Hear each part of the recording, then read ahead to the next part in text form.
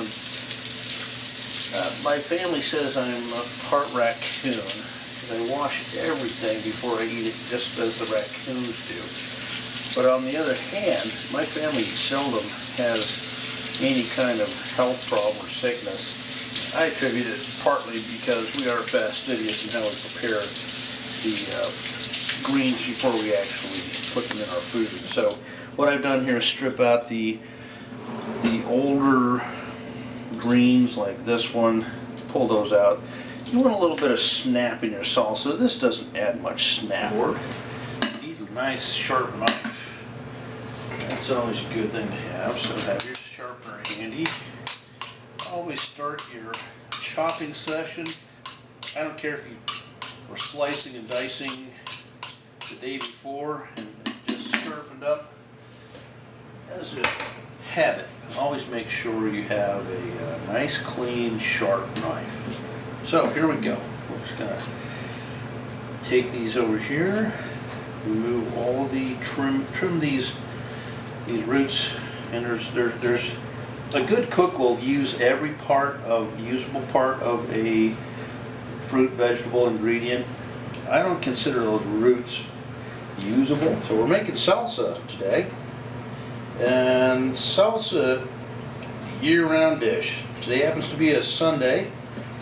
It's preseason for NFL football, and around here, football and salsa, chips and salsa on a Sunday are de rigueur. I don't know if they use that term in the NFL, but we do around here. The joy of salsa is in the freshness. Don't ever buy store-bought salsa. It's so easy to make here at home, and not only is it easy, it eclipses any other kind of store-bought salsa. And better for you, it doesn't have any additives. You know exactly what goes into this, and it's all healthy stuff. Good for you. Look at these antioxidants all over the place.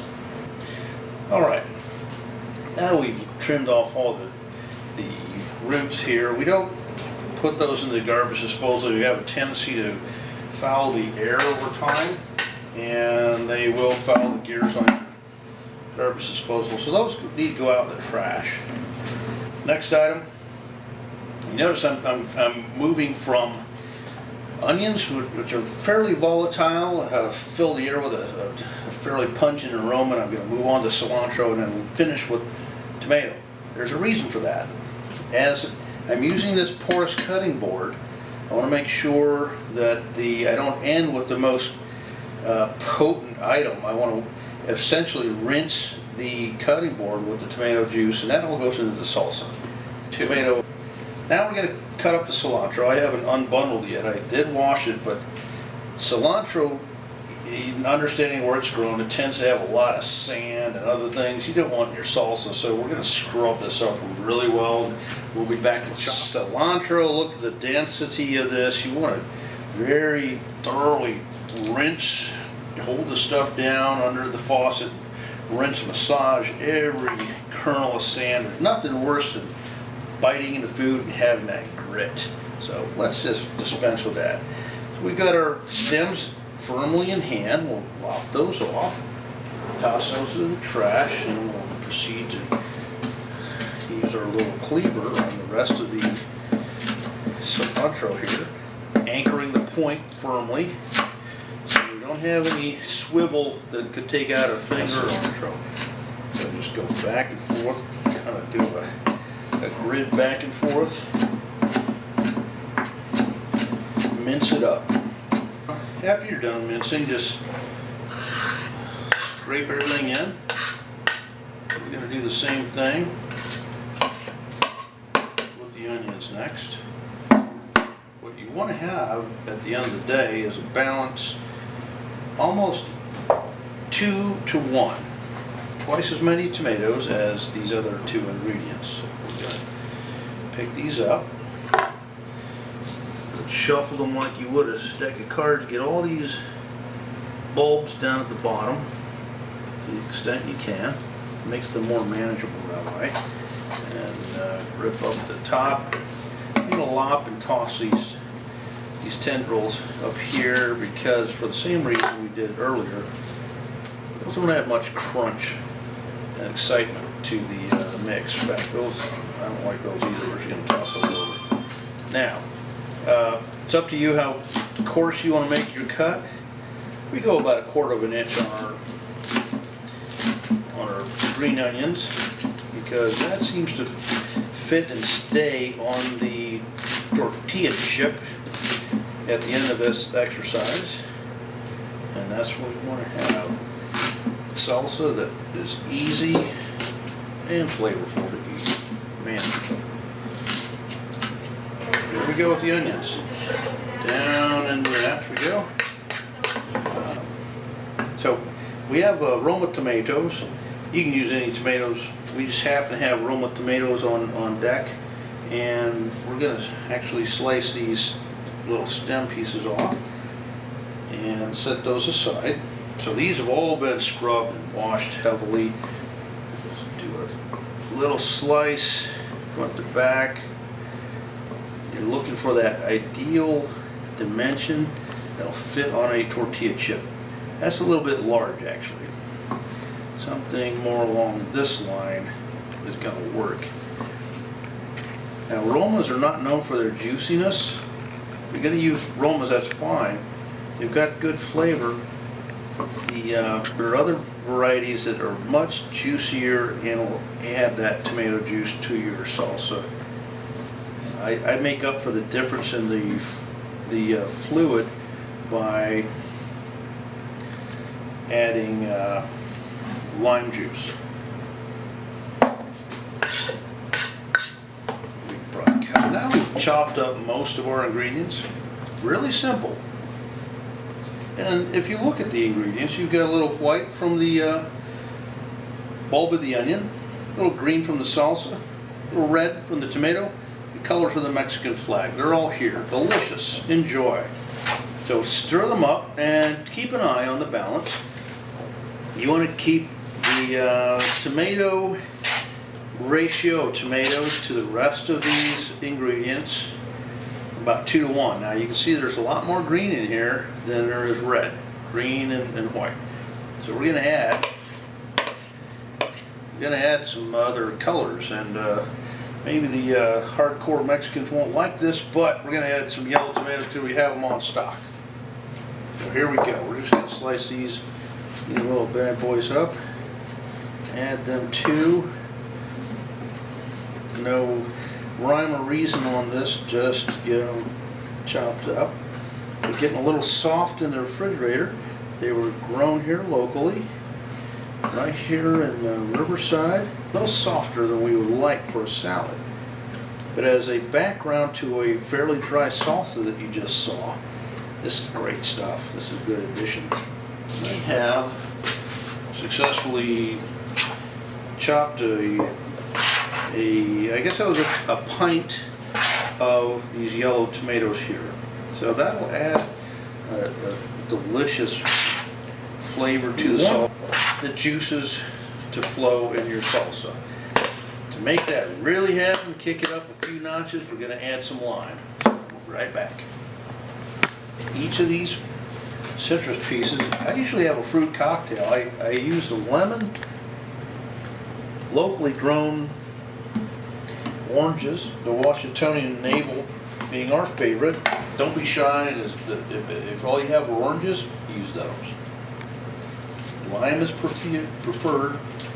Lemon is a good second. But if you don't have that, use orange or even grapefruit.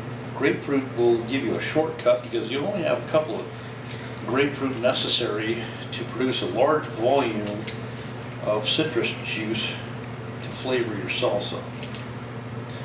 Right, so we'll just continue to extract the pulp and the juice both. When you're done from the extraction process, you want something that looks kind of like that. You know, just take everything out of it. It should be rather devoid of pulp.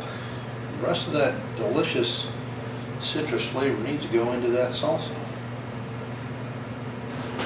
beauty of citrus is the nutritional value of every component of the fruit. Every citrus fruit is entirely edible. Every component of it has something good in it. Not just that it won't harm you, but it's actually good for you. So when it comes to processing your salsa, if you get a few seeds in here, don't worry about it. It won't harm anyone. It's good fiber, and nutritionally it's good for them. So now as a final step, some people add a little bit of heat. These are mild Japanese peppers. They're mild and they add a little bit of heat, not so much that the toddlers and the younger folk can't enjoy this salsa with full vigor. So eat them up and enjoy. Every chef has a certain secret ingredient or two. In my salsa, I throw in a little bit of red wine vinegar from the oldest family winery still operating in the Cucamonga Valley, Riverside County's Galliano Winery, 4 generations strong. They make one of the most complex red wine vinegars you will ever find at the cheapest price imaginable. It's terrific. It's extremely complex. They take some of the vintage from every year and add it to this mix. They win a lot of awards with it. And I don't put much in here, but just a splash for the sake of complexity. And then we add a little bit of salt. We take the kosher salt because it doesn't have iodine in it. You don't want a metallic flavor in your salsa. Just give that a little dusting. Not enough to give you hypertension, but enough that everything in here will have a salt bath that will again make it a little more sanitary. We're just going to mix it all up. It's drier than I would normally have, so we will probably add up a few more lemons to have a juice that flows freely through all of the ingredients here, blending all their flavors. So we're just about ready. Well, we're going to taste this salsa here. We have a tradition on Sundays where late afternoon we whip out the onions, the cilantro, the tomato, the limes, slice it all up, throw it together, a little bit of salt, sometimes some pepper, sometimes not, and we enjoy. Just a more santitas. They have yellow corn and white corn. Beautiful thing about these chips, if you're looking at a diet that needs to control fat intake, these have among the lowest fat intake of any chip, and they don't lose any flavor in the process. It's terrific. Down home, you want a chip that's going to hang tough with you when you scoop. Tantitas will do that. I'm digging because I want that balance. I want the onion, I want the tomato, I want the cilantro, I want it all. There we go. That's what you want on your chip. Strive for that. You'll be a happy camper.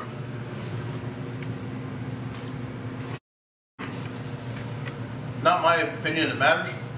I invite others. Please taste.